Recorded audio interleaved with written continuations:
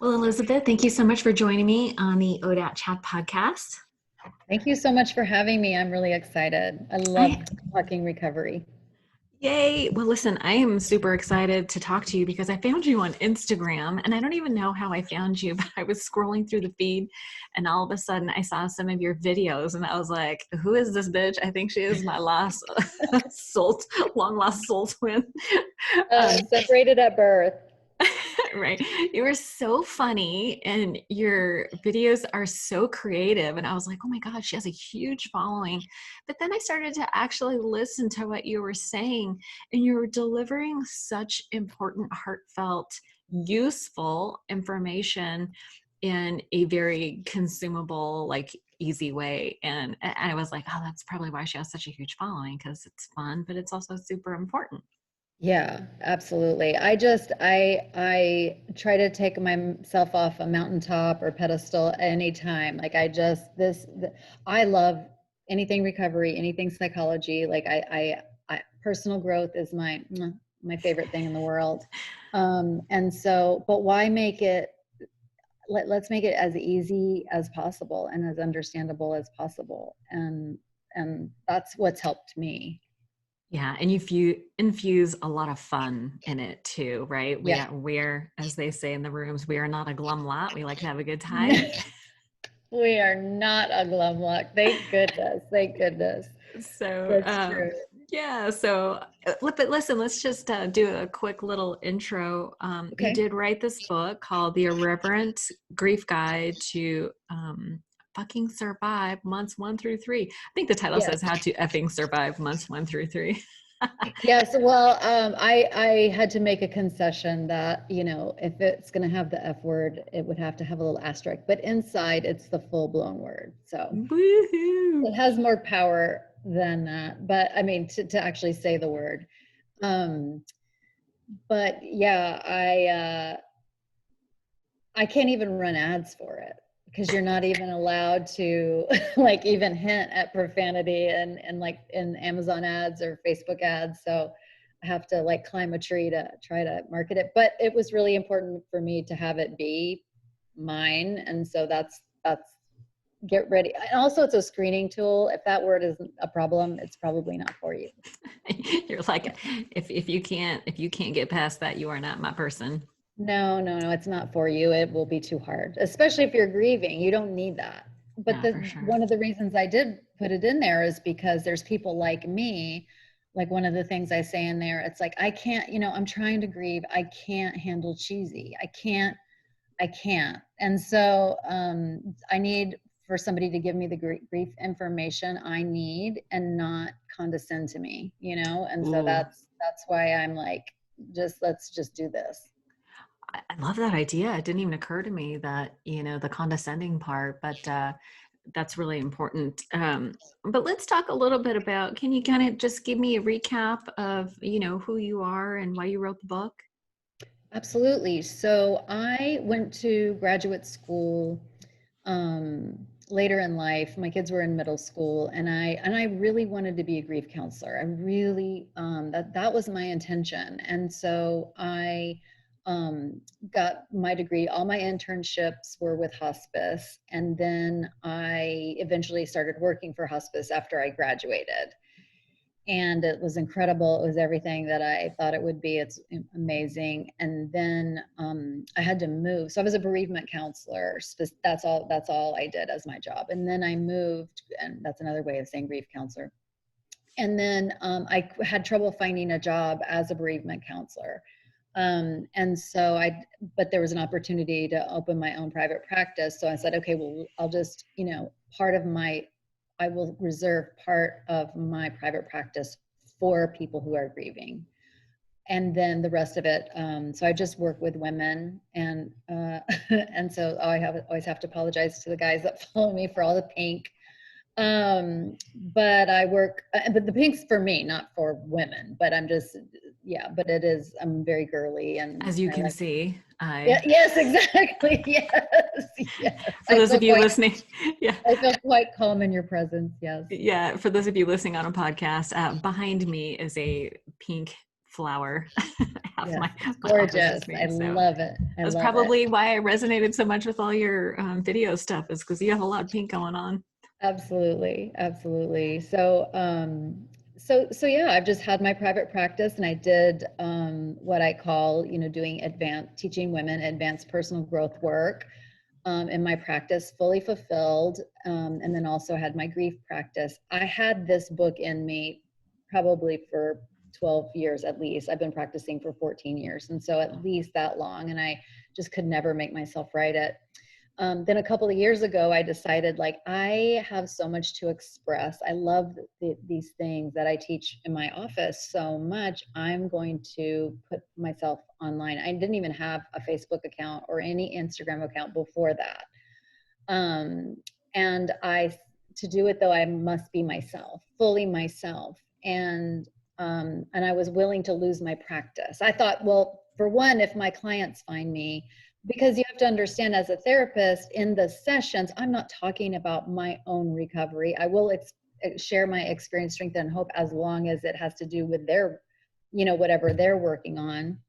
But they don't know my personal issues. And so, like, if they find that, they'll, because I come full out and talk about being fucked up, having an eating disorder, like all of that stuff, and they might not want to work with me. So I had to make peace with myself that expressing myself in this way what was more important, and I had to prioritize that. And then I also knew that obviously I'm never going to get a new client, because obviously I'm crazy and silly and et cetera, et cetera. Well, that was very short lived, because my clients did find it. They love me more.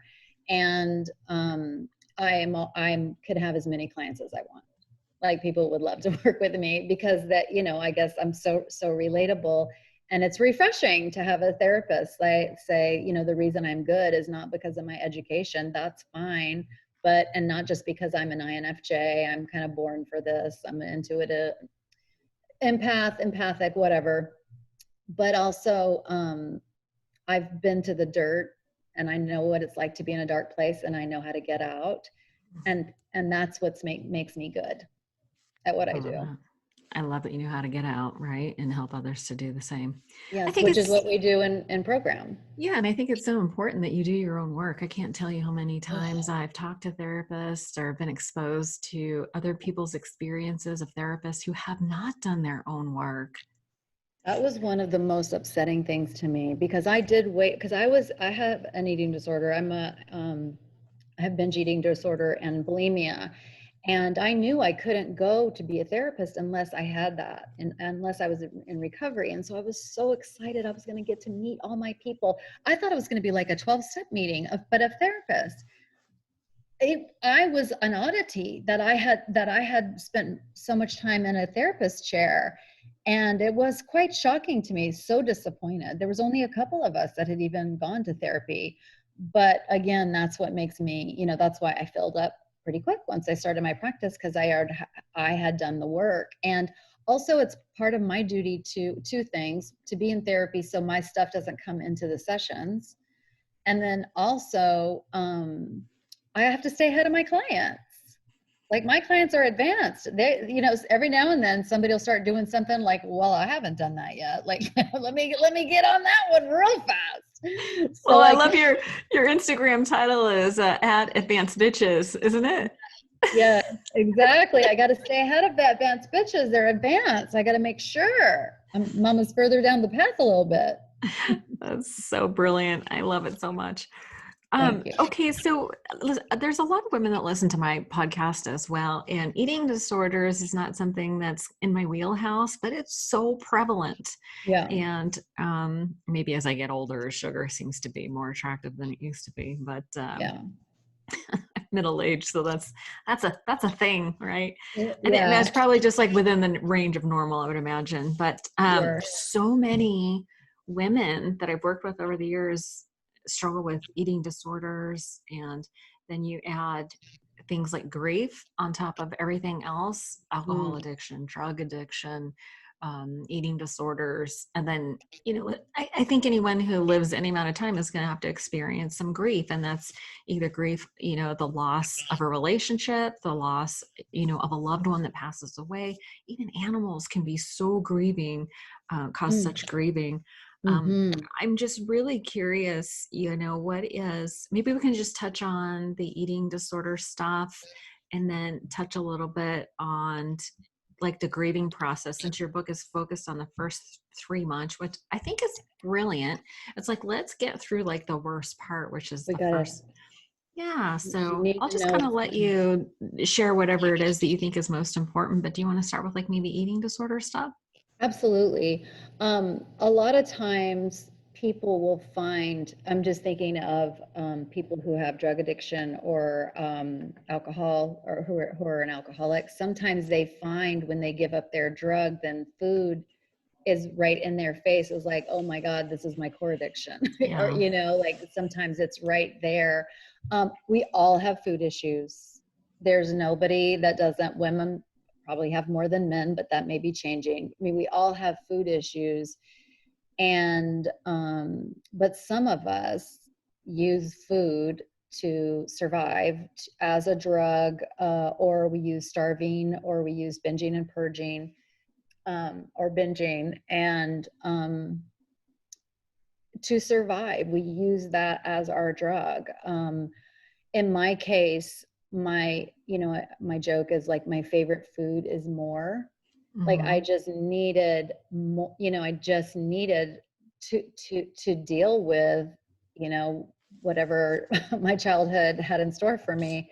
And my grandmother is an alcoholic, and we lived with her for a good portion of my life. I have all my family tree is just like liquor bottles hanging from the branches, um, and other stuff, drugs and food as well, and just like so much codependency. Um, but I swore I would never be like my grandmother. Like I'm never going to be an alcoholic. Like I'm just never doing that. And then there was a little bit of self-righteousness in that. And then fast forward to, the early 90s, where I'm sitting in a treatment center in groups with cocaine addicts and full-blown alcoholics. I'm like, I'm just like this. The thinking is no different. When it's just whatever the word we use of what our substance is. But I mean, I really felt the most at home because when my best friend turned out to be a cocaine addict, and he was an alcoholic, and I mostly felt at home in AA meetings, because there it's no joke. Like it's, not that any other 12-step meetings are jokes, but Right. there's a desperation there of, that's not the right word either, but just a conviction of like, I have to be in recovery. My life depends on it. Yeah. And I didn't find that in the meetings that I attended. Like the 12-step meetings I attended were um, great and helpful, and I needed them so much. But that desperation, and that lack of desperation, my inner saboteur / addiction used that against me. That it's like, this isn't so bad. It's just food. It's just Mm. donuts. It's not a problem. But it's like, no. And obviously the consequences of our addictions are different than other addictions. But everything in the big book is me.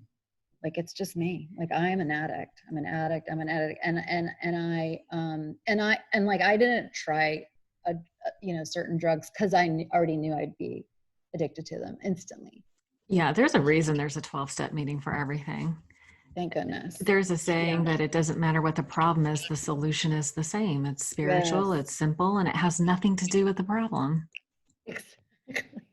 Exactly. Exactly. Although Exactly. it is helpful to hear the problems sort of framed in your own language, right? Because there are. Definitely. Definitely. It is. It is. It's one of the things that I say, which is why I wrote this book, is that uh,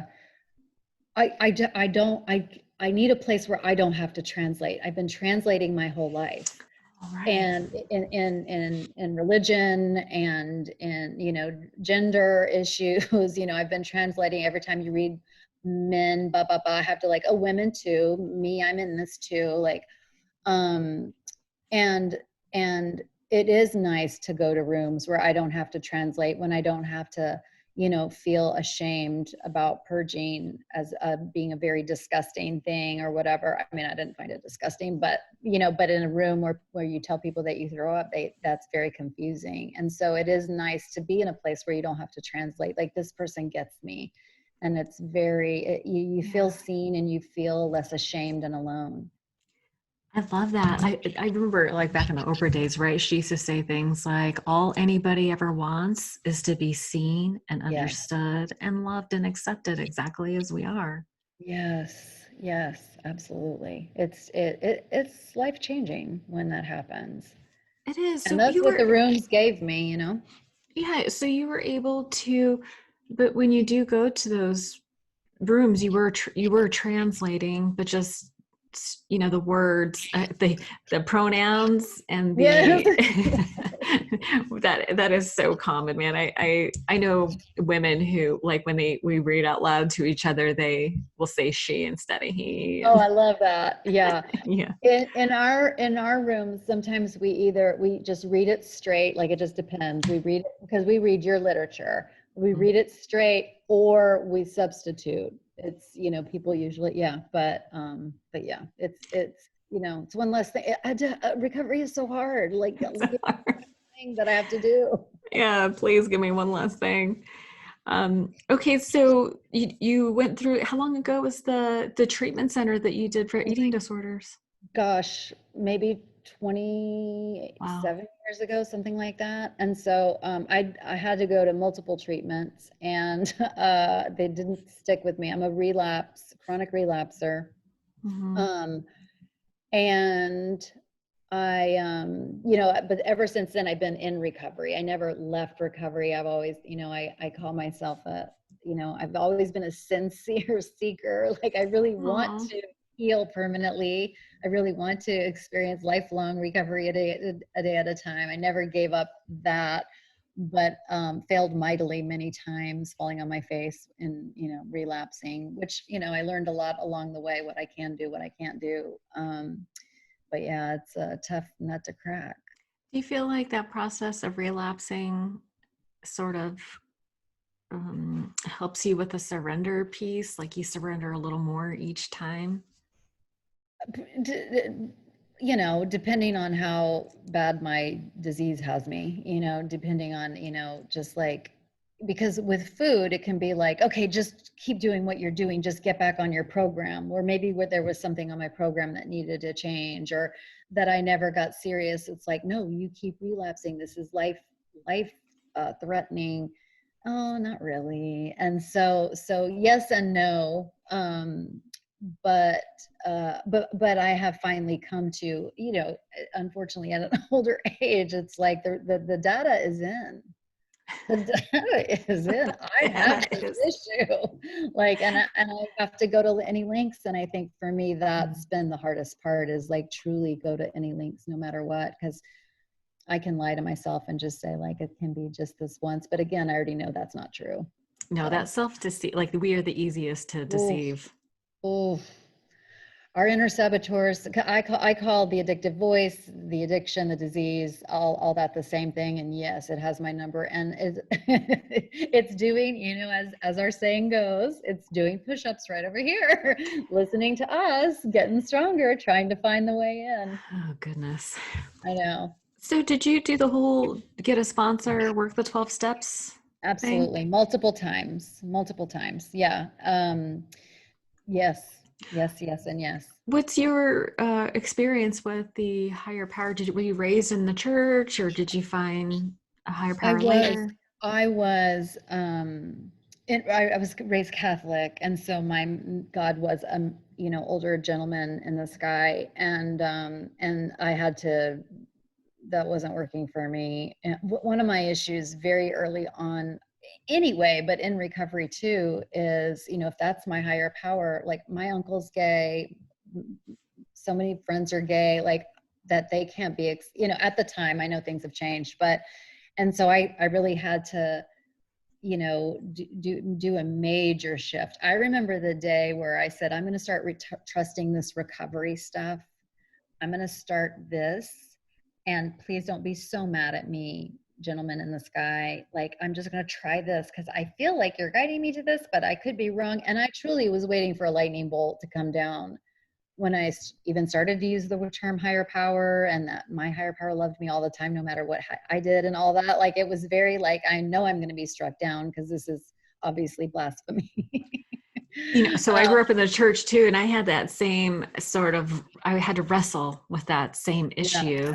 yeah, And it was a very challenging process to separate religion from spirituality, but my life yes, depended on it. But there was all these ideas about like, okay, well, I was kind of brought up with this idea that I couldn't possibly fathom the vastness of God's love with my puny human mind. And at the yes. same time, if you don't believe a very specific way, that you were going to go to hell. And at the Mhm. time, my mother didn't really subscribe to religion. And I was like, well, God must love my mother at least as much as I do. Right. Yes, And I would never let her get hurt under any circumstance. So I yes, just couldn't reconcile the two ideas. yes. And so I gave up on religion. And but when I hit my rock bottom, I was like, God, please help me. I was willing to let's let's let's put back let's put everything back on the table again. When Let's just take a little look see. when shit goes down, you will find me doing the sign of the cross like nobody's business. Like, it's just in there. It's just in there. And now I can appreciate those things. And I embrace Sure. it, you know, but yeah, it was that's a real difficult, you Also, know, sorry bridge about what to I said before. Can you please help me now? exactly, I'll exactly. take back what I said. Yes, that's a very, like when you were like broken to the core and it's like, well, I either, reach out for help or die. Let me think about this for a minute. Exactly, exactly. Oh gosh, it's so hard. Yeah. Yeah, no, I feel like everybody has to go through that. Right now I have a YouTube channel, and right now, because I did my eating disorder story, and now I'm talking about how I think about the steps, and so Oh, brilliant. What's the name of your oh, YouTube channel? oh, it's my name, but if you also search for advanced bitches, it should come up. But it's a yeah, you'll tell them. I'll put it in the show notes. Show notes. Uh, God bless the show notes. I know, right? If you're The driving, don't try to write this down. Don't do it. But just thinking about powerlessness, and it's just been really fun, and just explaining to people like, this is how I think of it. It's like I said, I had to go through a bunch of hoops, and like my brain is constantly trying to critique and Hmm. criticize and defend myself against Do the you 12 steps. So do you also try, so here, as someone who works with a lot of people, I find myself like trying to consider those I'm talking to, because I know some people have a problem with religion, some people have a problem with God or a higher power, and so I find myself like editing, and after a while I'm like, what do I actually believe? yes, It's like yes, I want to transmit information that's helpful to the most amount of people, but at the end of the day, I do believe, I just call it God just because it's easier. yeah, absolutely, I think of it absolutely, more, as a the energy of love. And like do you know Carolyn Miss yes, Mace? love her. She gave a definition that I really resonated with, which was is that God is law and God is personal. I was like, oh, that's really good, because I understand the law, like cause and Yes, effect, gravity, law of attraction, like all that stuff. I get the law, but like of the universe, quantum physics, science, love me some science. But then yes, I kind of need a friend. I kind of need like a father figure, yes, Father God, Mother Earth, whatever, that's yes, loving and cares about me specifically. absolutely, absolutely. I love that. I hadn't heard that before. I like that. Yeah, it just is. Higher Yeah. power just is. Carl Jung had on the outside of his office, he had a plaque in Latin, and it's I actually have it. I'm looking at it right now because I bought one for me and my therapist. But it says, "Bidden or not bidden, God is present," and that's, you know, bidden or not bidden, my higher power is present. And it is personal to me. And I'd be lost without a higher power.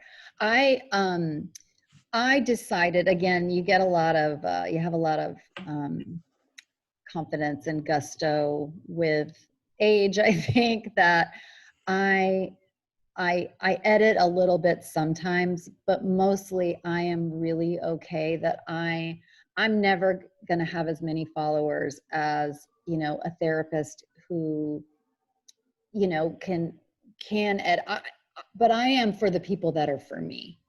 Mhm. And so, like, sometimes I'll edit, like with gender, I'm really working on including they, you know, and things like, so I'm trying to, really working on it. When I talk about, I don't talk a ton about, when I share my stuff on YouTube or on Instagram about it's my recovery. It's no one else's, and it's mine, and it's given in a state of like, if this could be helpful to you, have it, you know, but don't change what you're doing if it's working, because this is how, you know, but yeah, I also think at chameleon, I'm in recovery from being a chameleon too, because I could just Sure. shift wherever we're talking. I can shift to that language in a heartbeat because we're also pretty smart. We're very intelligent and not a glum bunch.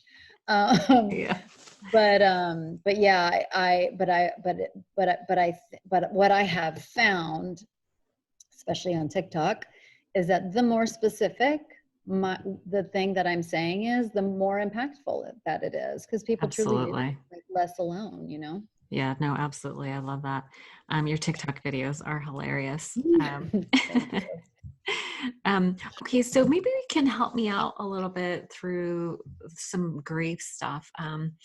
I shared with you offline that there was a death in our community. Actually, it was somebody that was a previous guest on my podcast, and it was, you know, that's happened a couple times now. Hopefully, it's not the curse of the podcast, but I think it's like, you It know, if you might be the talk, curse of our addiction. it's the curse of the Yeah. addiction. And over the 26 plus years I've been in recovery, I've been to a lot of funerals, and Mm, for a variety of reasons. One is that because I'm exposed to a large number of people, right?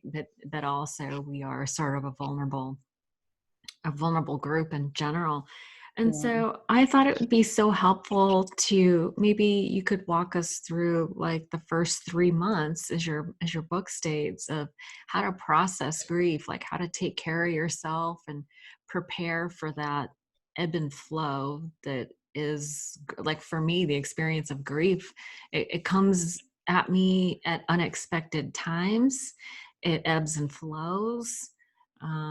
I judge my own grief. Like, there have been times when I'm like, why am I not more sad? My father passed away last year, and I was prepared. And so I wasn't as sad as I thought I should be. And then other people that pass, I'm just a mess. And so I have like all this self judgment about how I'm doing it. It feels like I'm doing it wrong, or I'm not. Does anyone ever feel like they do grief Always. right? No, no one ever feels they do it Never. right. Never, Yeah. never, never, never. I can't wait for you to read my book, because um, one of the first things that I talk about is there is so much shame about grieving. And I actually found it to be shocking. I had only experienced two, actually three, um, no, two deaths when I started to learn about this stuff, and then another one uh, along the way. And I guess I had done already so much work in therapy for myself that I kind of know myself, and how I kind of, you know, when stress goes up, I shut down more. Hmm. Other people have different responses to stress, but that's one of mine. And so I kind of was okay with the fact that, you know, I shut down. But what I was astonished with in grief, uh, my clients would feel, you know, they will apologize to me, the person that they hired to help them with their grief, for grieving and Hmm. crying. we're so ashamed. So the first thing out of the gate is that I refuse. I refuse to be ashamed for having my heart broken, because I had a great relationship. We're proud of our relationships, but then when we grieve and fall apart, we're ashamed of that, and I refuse. And so there's a thing in here where I was talking to my friend Joshua, who's a therapist, but he wasn't a grief counselor, and so I was teaching him about this stuff, um and I said, I would be so proud if you died. I would be so proud of how wrecked I would be because that means that's a representation of our love and the importance of our relationship. And so I'll be wrecked for however long I need to be wrecked, because that's how great the relationship was. And I eventually start talking about it as I wear my grief as a crown. And so I started the #grief crown. I literally have a crown. I'm talking metaphorically, but I'm going to be proud of my grief, and no one's going to stop me from being proud of the people that I have loved and lost, because ultimately, what is grief but love? Why do people feel ashamed about their grief? I just think that we're socialized to stay strong and to be Oh, strong, and we look at that kind of vulnerability, and one of the things grief does, it smashes us with decreased functioning. So our functioning goes down for the first 3 months. It doesn't, people think it starts low and then, the death is the worst thing, and then you slowly climb up. It's actually the opposite. At the death, it's the highest functioning you're going to have for a while, and then it goes straight down for 6 months.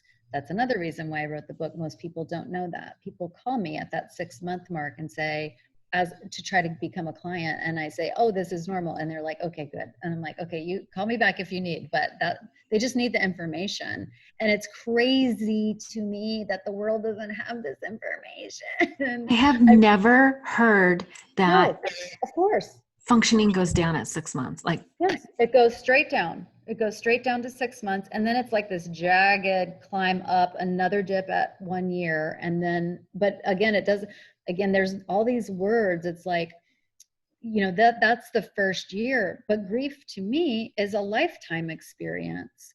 Another thing I teach in the book is there's this grief researcher. Her name is Lorraine Headkey, and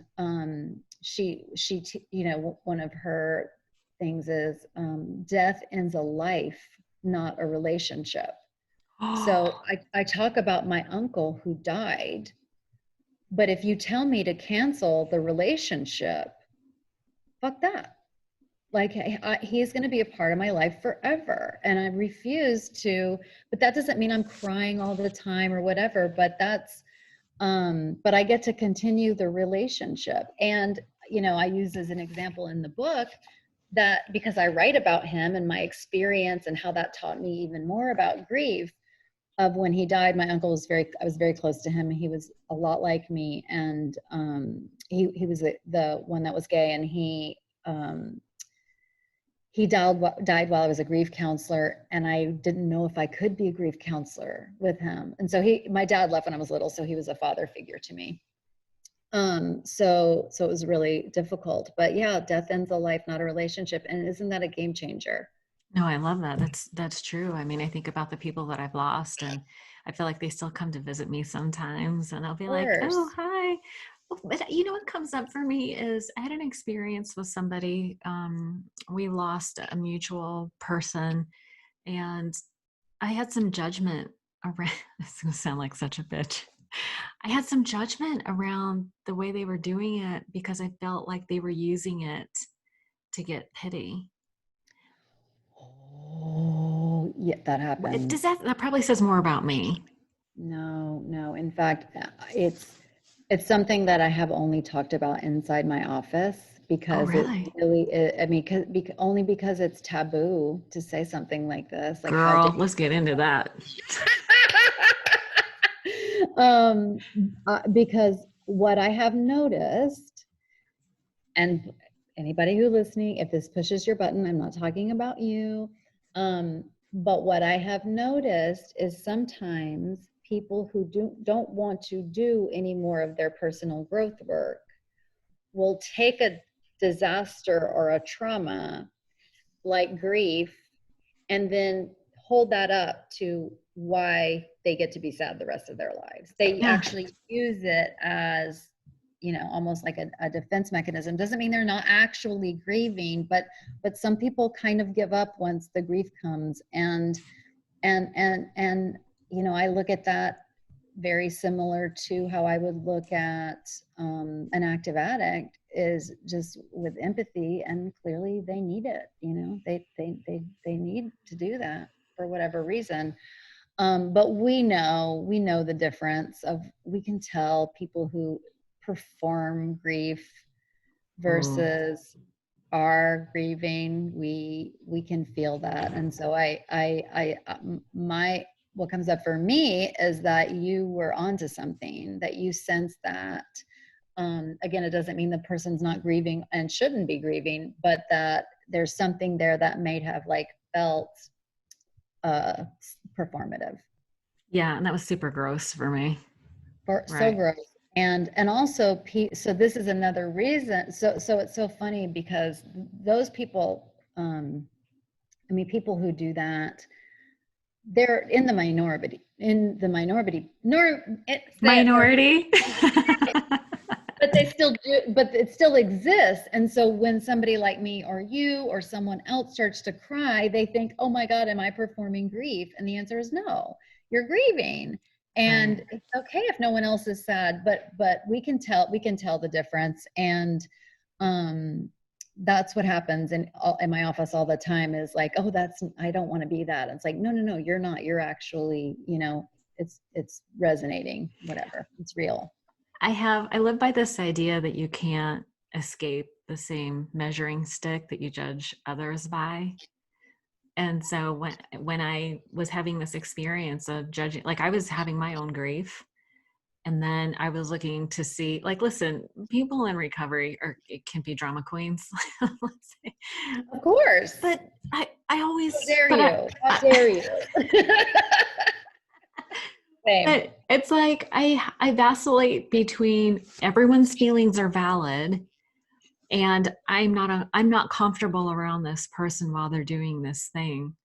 And I Yeah, guess everyone's feelings are valid, but I don't have to have lunch with them. Everyone's feeling is valid, but I'm not gonna not notice that something feels a little insincere. right, yeah. I guess I don't want to be, I don't want to be fake, and I don't want to buy into something that makes me feel funny.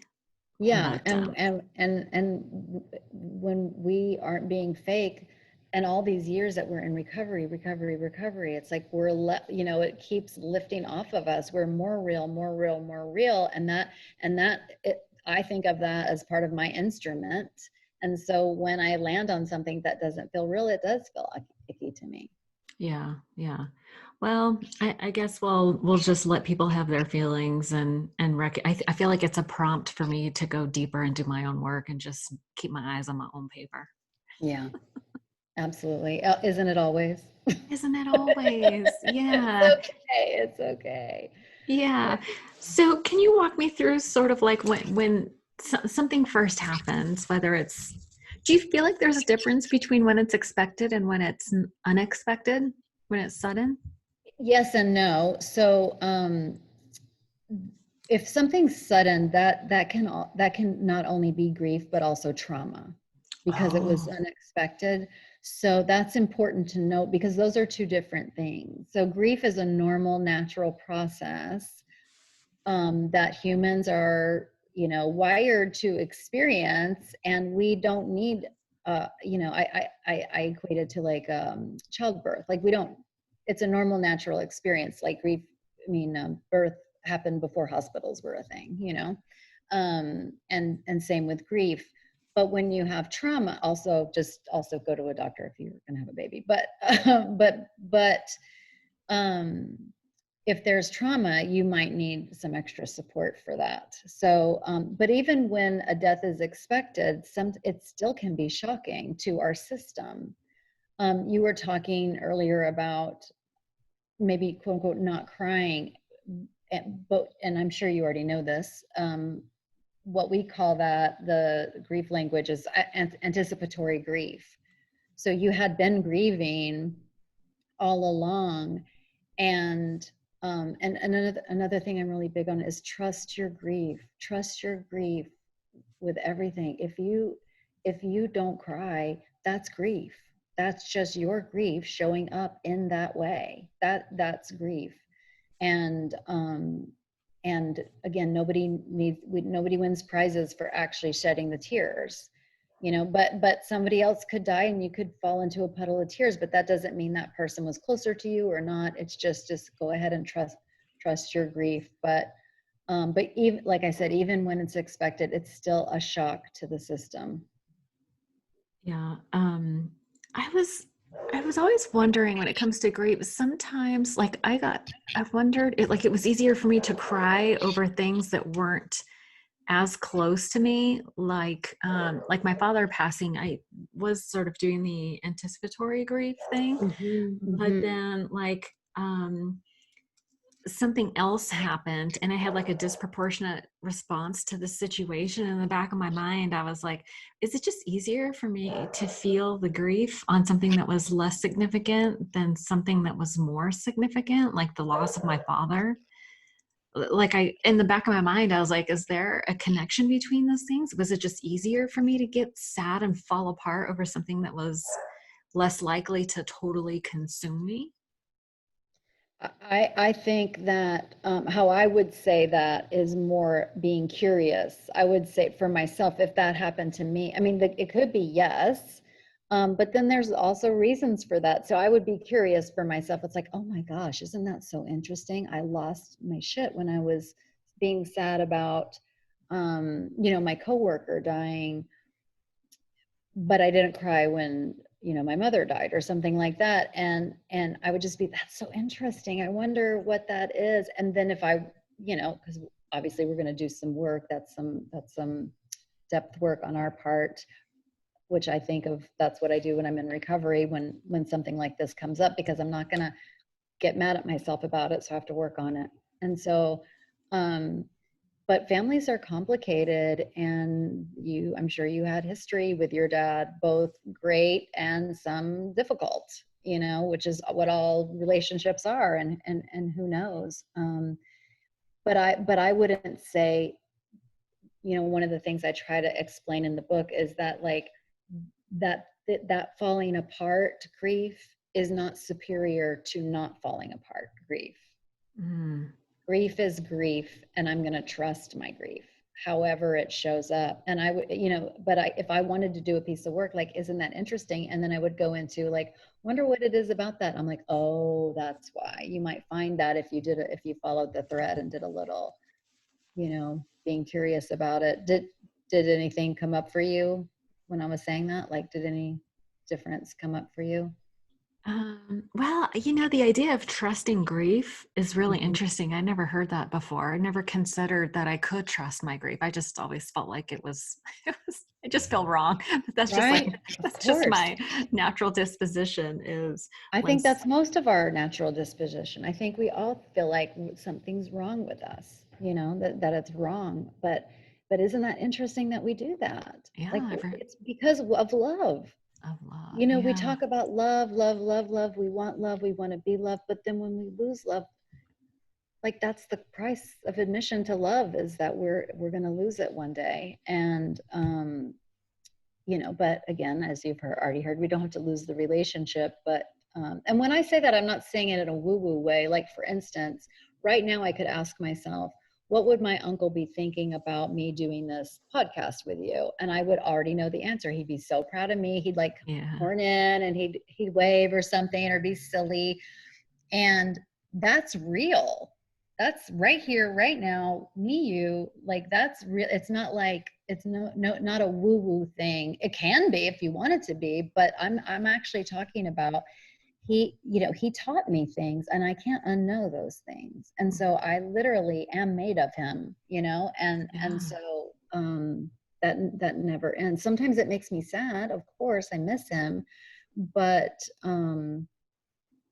but yeah, so trusting You, grief is a big one. you mentioned you said a term that I immediately hooked into, which is work on it.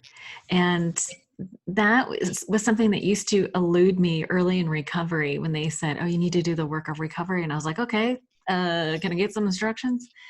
I was like, "I want to do the work, but I don't know what the work is." What are some what are some of the what is the work like? Do you have like step-by-step instructions? Is it like a 12-step program or it's a journaling thing? It What is depends. It depends on what it is. And so for me, when I say it, so in that instance, what I meant was like, I can do some journaling on it, or I can contemplate it, or I can take it to my therapist, or I can, just make a quick checklist. What were the things going on when I fell apart at the coworker versus what were the things going on with I had to hold my family together. And so my psyche didn't let me fall apart. Oh, my coworker is my age. And I didn't know that people that my age can die. And that makes me think of my own mortality. That's what I mean. Like, just like start exploring it. And also what was going on for me at the time. And also what did that relationship represent to me? What would it be about that relationship that would make me fall apart? Is it that? And so, or am I just legitimately sad that this person isn't here anymore because I'm worried about their family, or and so that's one of the things I say always is follow the thread. So follow the thread. So what, and that's how we heal everything. And so for you, it'd be like, work on it. Okay. So you follow that thread and you ask me more like, well, what do I mean by that? And so it's like, okay. And then maybe one of those things, it's like, oh, I could do that. And then maybe I'll journal that stuff. Okay, let me follow that thread, get a journal. The journal sits there for 3 weeks. Okay, that didn't work for me. What other thread can I follow? Let me talk about it with my therapist, and let me, get some coaching on it, or let me talk to it about luckily we all have sponsors. Like, we could talk about it with our sponsor and just, find a book. And then all of a sudden we get a recommendation, and then we just keep Oh, following the the thread. thread. I love that. Yeah, because I don't think I was always really confused. I was like, I'm happy to do whatever work I'm supposed to be doing. I just, what is the work? Will somebody please spell it out for me?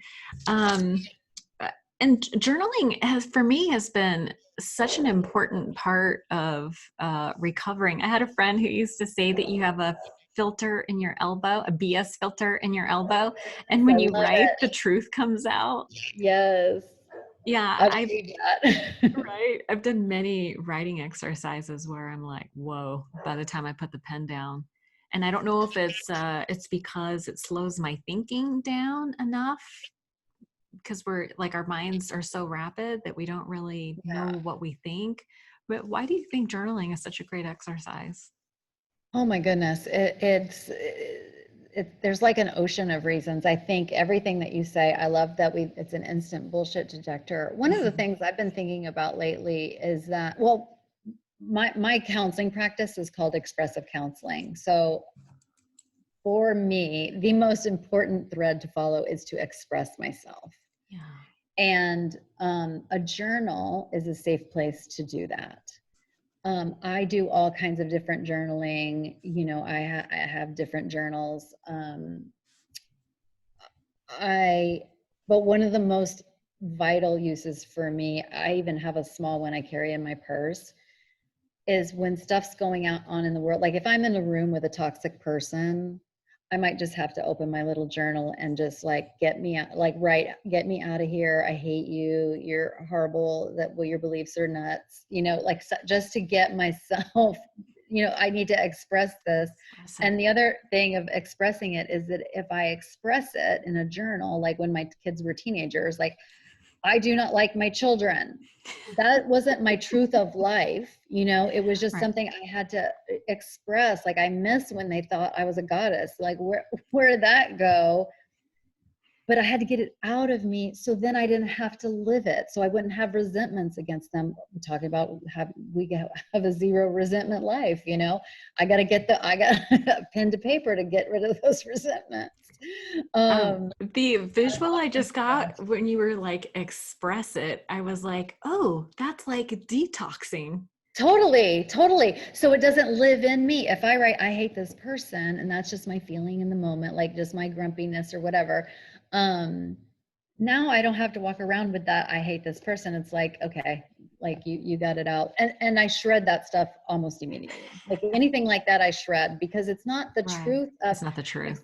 if somebody found my journal, they'd say this is an insane person, but it's because it's like, I got to get it out of me. I put the crazy in the book. I'm not crazy Oh my anymore. God. I want to get that. I want to get a t-shirt. Put I the love it. crazy The in a crazy in the book. book. Yes. Put the Um, crazy in a book. That is genius. Do you oh, say that all thank the time? No, that's my first time saying it. I love it. But it's I'm true.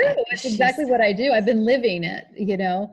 But then I also answer questions, and I find working the 12 steps is a great way, you oh know, because yeah. sometimes I'll face a page, I'm like, I don't know. But I also have, I think it, again, I've been doing this stuff for a long time. I don't think I could be in recovery without writing, and it's different every day, and I have no strict practice, but I know that it is a way, and I can, and also I need a safe witness of my life, and sometimes, and I Mm, need a safe person, always a safe person, and sometimes I'm the safest person, and sometimes I'm that safe person, so I can, you know, put my thoughts, feelings, and words into a journal, and then yeah. I can be the safe witness.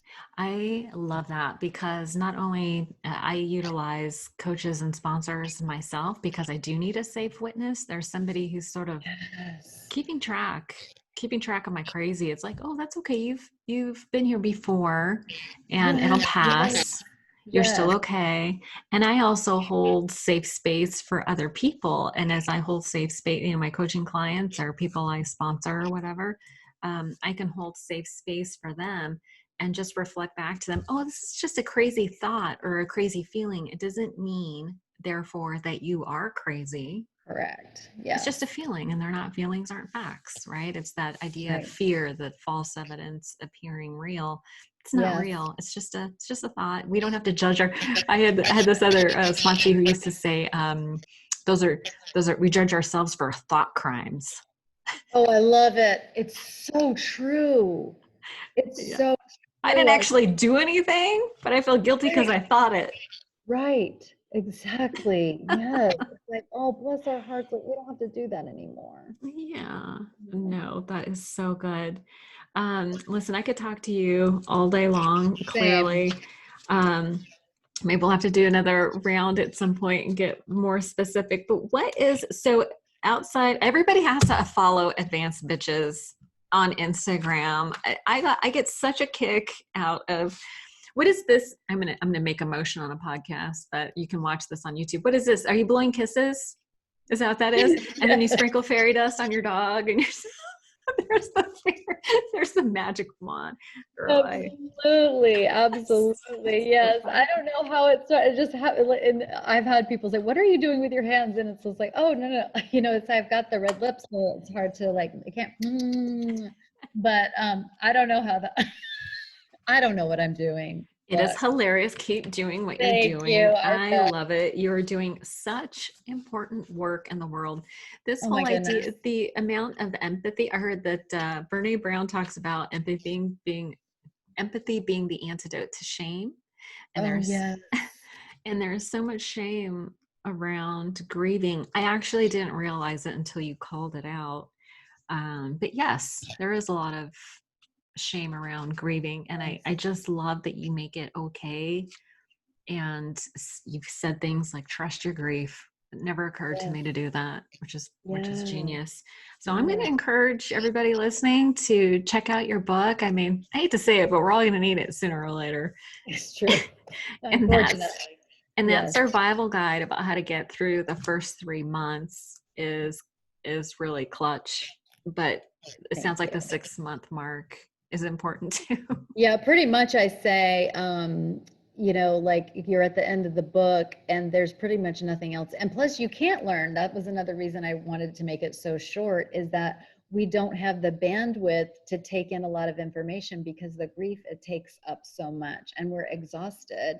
It's hard to concentrate. You can't read. Hmm. So that's why I wanted to make it, I like every word. I just wanted to make it as little work as possible because somebody who's grieving is extremely vulnerable. So Well, yeah, and I liked the option of chunking, to just take it in as exactly. you can or as you Exactly. need. If you're going through grief, you can take it in as you can, Yeah. or as much as I've you need had to. people, a few people who have, somebody wrote me who specifically said, she's 13 years away from the death that she bought the book for, and she found it to be extremely helpful. People are even if they're not in those first 3 months, they're retroactively taking the thing about trusting the grief. And, somebody told me about that they kind of fell apart at the airport, Hmm. trying to get to the person that was dying, or they were coming home and they just fell apart. And they always remember that as like a cringe memory, but not anymore Oh, since the grief crown, that they understood that yay. they were so vulnerable and it just came out and it couldn't be helped. And, but it was honoring the person who died when we grieve, so people have found it helpful in that way as well. Yeah, no, listen, I have learned that time heals all wounds is the biggest fucking lie on the planet. Here's what I say in the book. So thank you for another plug. Is time doesn't heal all wounds. It's what you do in that time that heals the wounds. Ooh, that's good. I like that better than what I usually say, which is What do you think? Oh, that's just I fucking bullshit. that typically comes out somewhere along the line, but the pain waits. Oh yes, that is brilliant. It It's I does. didn't come up with that on my own, but I have found that to be true. The time does not heal all wounds. The pain waits until you're ready. Yes. Wow, really good. Right? Yeah, I think that was probably another Oprah moment. Probably. Really miss her. Good one. I know. Got But now that. there's us. Absolutely, absolutely. Good point too. Yep. Yeah. Well, listen, Elizabeth, I enjoyed speaking with you so much. I'm going to leave links Hi. to all your things in the show Thank notes so people you. won't have to try to write this stuff down. I think it's so important to try to be 100% present when you're listening to these things. Grief Absolutely. is really an important topic. I applaud the work that you're doing. It's so needed. Thank you so much. Thank you so And much. I hopefully really we'll get to appreciate it. chat again. You were just I love it. amazing. I'd be honored. Thank you so much. I loved every minute of it. Well, you have a great day. We'll talk soon. Okay, take care.